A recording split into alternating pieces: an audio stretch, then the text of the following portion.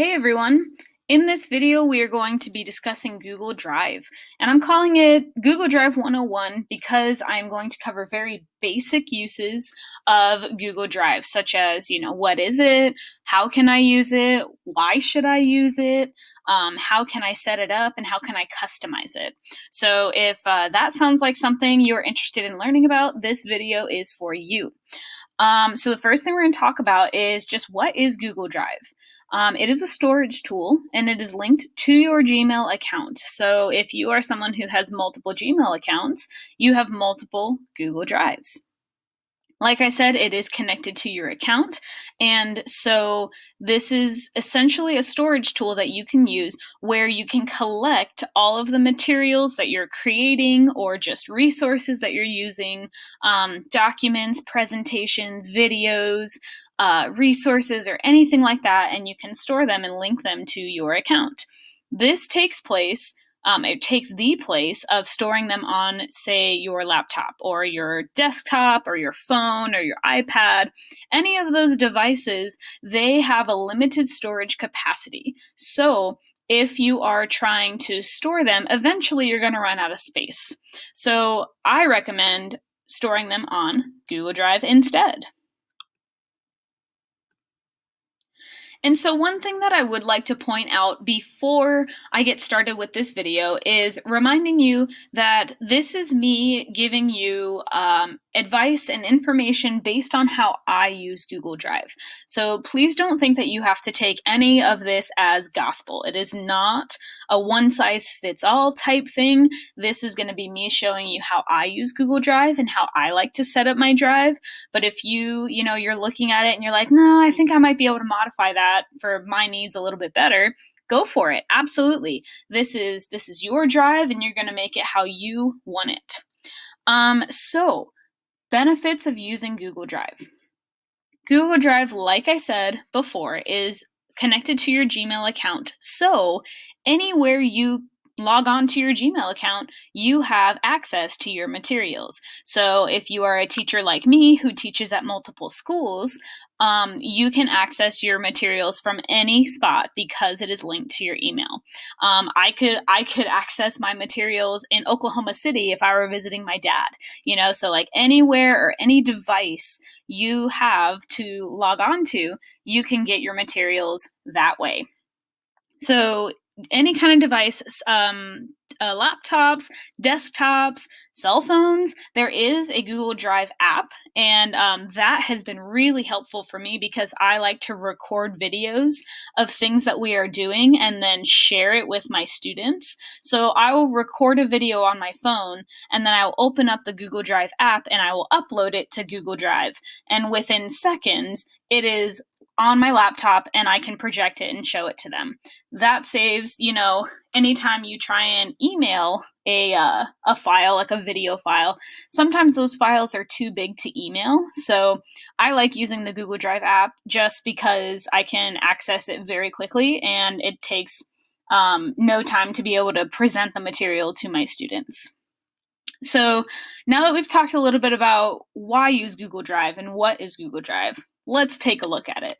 So you're going to start, obviously, by logging into your Gmail. I don't know if I've told you this or not, but you have to do that first. And then you're going to go to your 9 dots, and I use my drive a lot. So it's right up top for me, and it might be somewhere else for you. You might have to search for it, but when you click on it, it will open up. And as I said, everyone's drive is different, so yours will definitely not look like mine unless you have gone through and created a bunch of folders. I'm a very visually organized person. I like things to be in certain spots. So the first thing I did when I created my drive was I set up folders. You can set up a folder by clicking on New and clicking on Folder and then giving it a title. And once you hit create, the folder is going to show up on your list. So as you can see, I have lots of folders. I have a folder for lesson plans. I have my Google Classroom, all of my beginning band materials.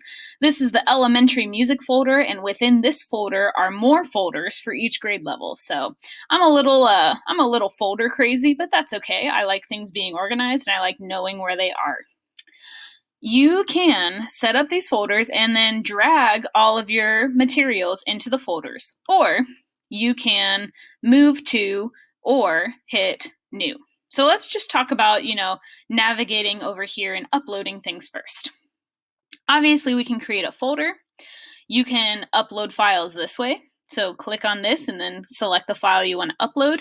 You can upload entire folders from your computers, so that's a great option too. And then these are just the Google tools that you can create new versions of. So a new Google Doc, a new sheet, a new slide, and stuff like that. There are lots of different options here. Shared drives, if you have shared drives, those would be located here.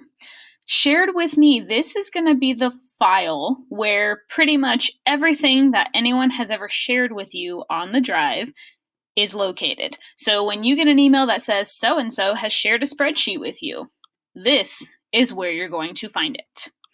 Go back to my drive. This is just the basic home page. Another thing I like to do, so as I mentioned before, I like to use the Google Drive app to upload videos from my phone. I've pulled some stuff out of my folder so I can show you how to move those into there.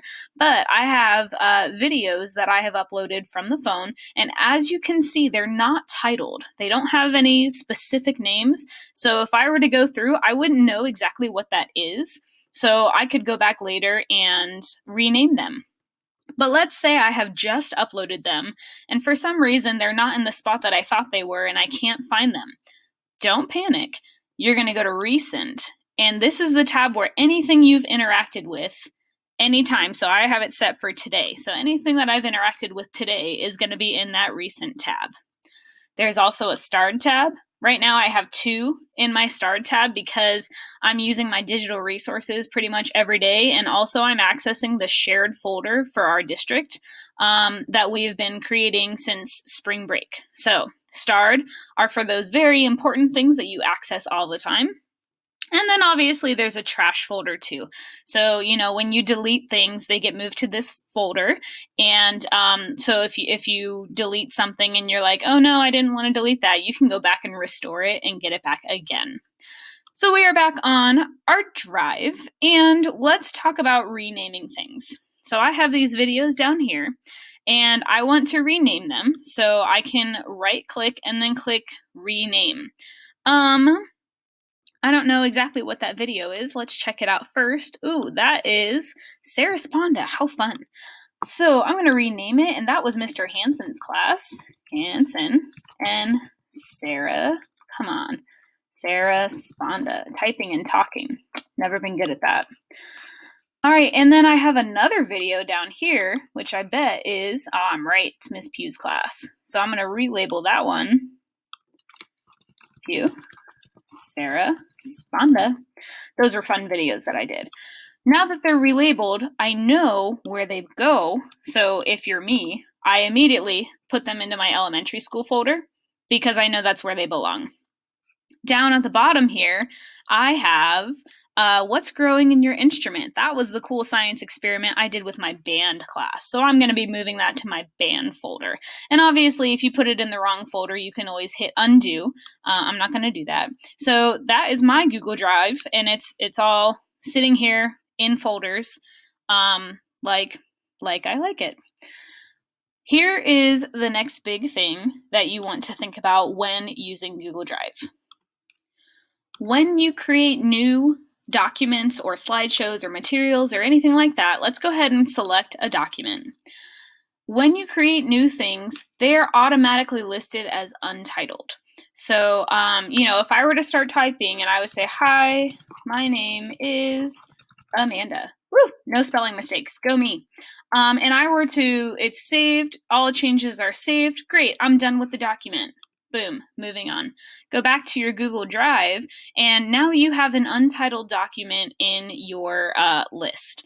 Now, me personally, I can't handle that. I don't like having untitled documents, so I am very diligent about making sure that I have all the titles on things that I'm working on. So if you have a title, like you create a worksheet, let's say, and you want to change the name of the document, you can actually just click up here and it will title it whatever the first things you have on your document is. So I don't want to actually have that as the title. We're going to call it intro. And this is an assignment where I'm going to call it intro. However, that's not a very specific title. My personal advice is make everything as specific as possible. That way you're not sitting there searching like, well, intro for what? What are we talking about? So maybe I would put intro 03/27/2020. So that's today's date. So now when I go back to my Google Drive, it is labeled with a title. And let's just say this is an assignment for choir. So I'm going to go ahead and move it to my choir folder. So that is going to be something that is useful for moving things and dragging and dropping things into folders, or just moving them to different locations, dragging and dropping, or selecting the right click and hitting move to. That will help you out. The next thing that I would like to point out to you is one of the greatest things of Google is the fact that it doesn't delete things, right? If you create something, if you create a document and you don't label it or anything like that, that's okay. It's still going to be there. You do not lose anything on your drive unless you specifically delete it. So, we as middle school teachers especially like to press with students, use Google Drive, because we will never have I lost my paper, oh, it deleted from my computer, oh, I lost, anything like that. That goes away because nothing gets deleted on Google Drive, which is really, really nice. And again, if you start working on something and you forget to label it or you're not sure where it went, Recent tab is going to help you out with that.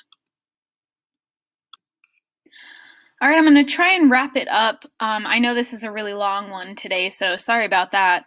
A couple more things I do want to point out. I've had a lot of people asking me about, they've made this really great document and they post it on their Google Classroom, and their parents can't access it. So we're going to talk about share settings. In your Google Drive, when you create things and when you drag things into places or you upload things, you are the owner of all of those materials, right? So Google Drive labels it as yours. So let's say I wanted to share my digital resources folder. Click on share, and when you open it and hit advanced, you'll see that it is private and only I can access. Well, I'm using that folder to collect everything that I want to share with my students. So if it's labeled as private, only you can access, I can send them the link to this information, but when they click on the link, they're going to get a notification that says, you do not have access, please send an email and request access. And that can get really taxing if you get lots and lots of emails for getting access to your Google Drive materials. So specifically for the folder, you can change to where anyone with the link, I recommend can view only, not can organize, add, and edit, can view only. Click on save and click on done. And then the beautiful thing about that is from now on, whatever you put in this folder is going to automatically move to that setting. So that folder specifically has sharing links turned on. So if you put a material in this folder, that is going to be shareable automatically.